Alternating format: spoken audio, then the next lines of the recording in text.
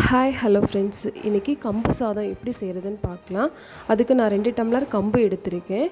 கம்புவை first நம்ம சுடுதண்ணி வச்சு க்ளீன் பண்ணிக்கலாம். ஜஸ்ட் அலசி எடுத்தால் போதும், ஊற வைக்க தேவையில்லை. அலசிட்டு வடித்து எடுத்துக்கிறோம்.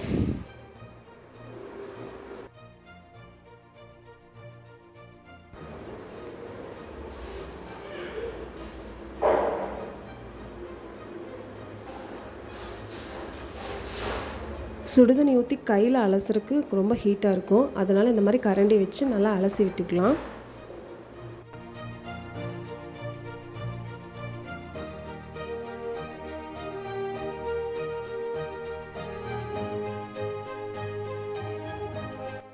இப்போது தண்ணி எல்லாத்தையும் வடித்தாச்சு.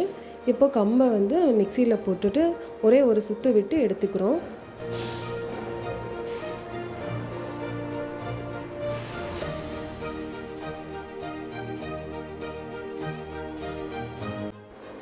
லைட்டாக தண்ணி விட்டு அலசி விட்டோம் அப்படின்னம்னா முழங்குன்னு சொல்லுவாங்க, அது எல்லாமே மிதங்கும்போது நம்ம ஃபில்ட்ரு பண்ணி எடுத்துக்கலாம். அதையே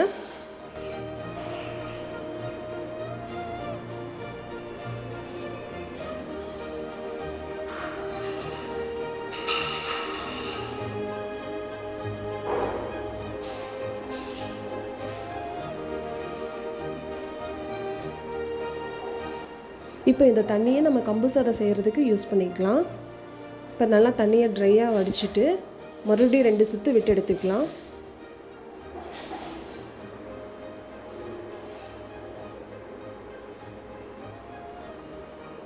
அரைச்சாச்சு. இது ஒரு பாத்திரத்தில் மாற்றி வச்சுட்டு மீதி இருக்கிற எல்லாத்தையும் இதே ப்ராசஸ் பண்ணலாம்.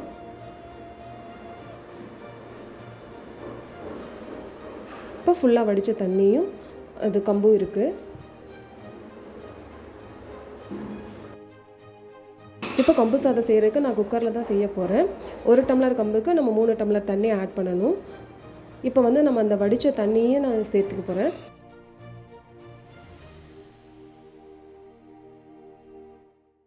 இப்போ 2 டம்ளர் தண்ணி வந்து எனக்கு அந்த வடித்த தண்ணியே இருக்குது. மீதி 4 டம்ளர் வந்து நான் நார்மல் வாட்டர் ஆட் பண்ணிக்கிறேன்.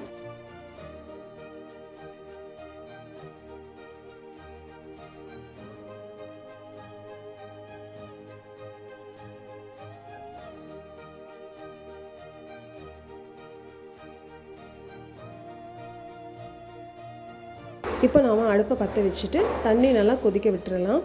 கொதிக்கும்போது நம்ம அடுப்பை ஃபுல் ஸ்லோ பண்ணிவிட்டு அதுக்கப்புறம் நம்ம அரைச்சி வச்சுருக்கோம் கம்பு இருக்குல்ல, அதை ஆட் பண்ணிவிட்டு நல்லா கலரி விட்டுட்டே இருக்கணும்.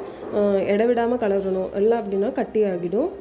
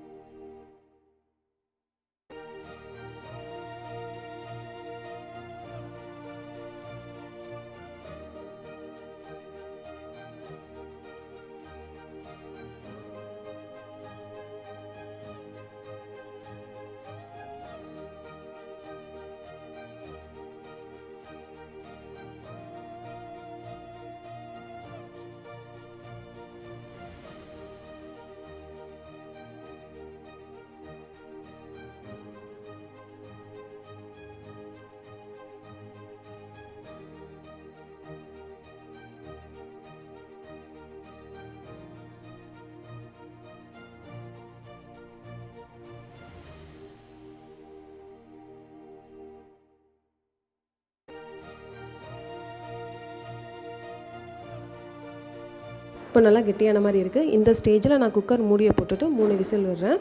இவ்வளோ நேரம் அடுப்பு ஸ்லோவில் தான் இருந்துச்சு. இப்போ தான் நான் வந்து ஹை ஃப்ளேமுக்கு மாற்றிருக்கேன்.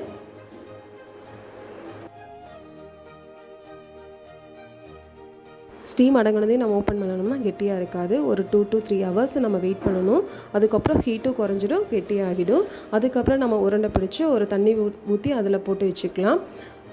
உருண்டை பிடிக்கும்போது ஃபஸ்ட்டு நம்ம கையை தண்ணியில் நனைச்சிட்டு அதுக்கப்புறம் பிடிச்சோன்னா கையில் ஒட்டாமல் வரும். அப்படி இல்லைன்னா நல்லா ஒட்டிக்கும்.